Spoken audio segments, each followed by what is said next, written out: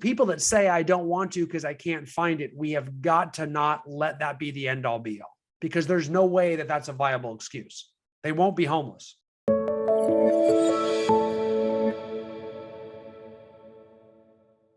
So there's nothing for them to buy. They want to sell, but nothing to buy.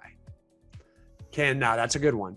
Does anybody want to throw out how anybody else experiencing that one? I've got to assume a lot of you. Yes, I see heads nodding all over the place.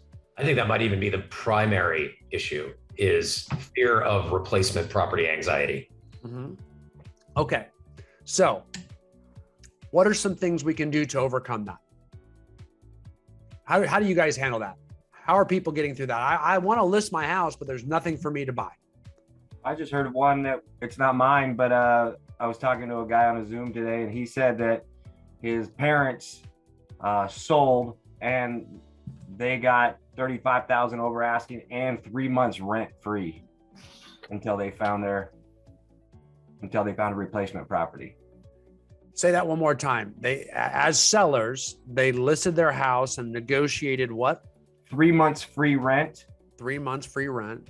While living in their home that they just sold. So no buyback, no rent back, no anything. It's just, they have 3 months free to find a house with the cash in hand. Yeah, I think that's great, Luke. That's the mentality we got to have right there. Also assuring, go ahead, Jody. Go ahead. No, you go ahead. You go ahead. Assuring them that they won't be homeless, and also making sure that we're explaining to the market, to the sellers, and what to expect as much as to the buyers. Because if they want to write an offer on that perfect home and their home isn't listed, they're not going to get it in this market.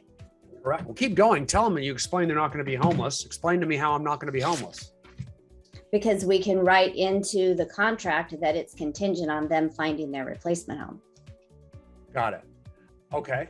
So we can write in there a seller contingency that you only have to move if you can find a replacement property.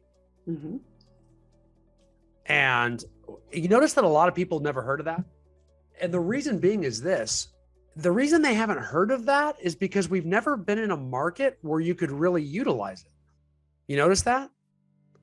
Like, I mean, what Luke just said was powerful there. I mean, like that aggressive seller mentality that, hey, you have as much time as you want to find a house to buy, to replace your existing house, because you're a seller in the first half of this transaction and you have all the power. So we can actually easily negotiate a lease back, an extended closing period, a seller contingency, any combination of those three, really, without any problem in this market. Because buyers, just like you, are just happy to get something under contract.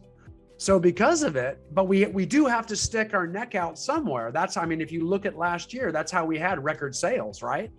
I mean, we've got to be able to explain that to them that, I mean, last year we had equal or similar problems with no housing inventory, right?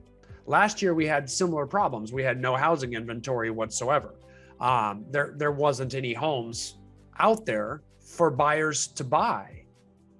So it seemed. But if we look back at last year in 2021, we set a record nationwide for the amount of sales volume sold.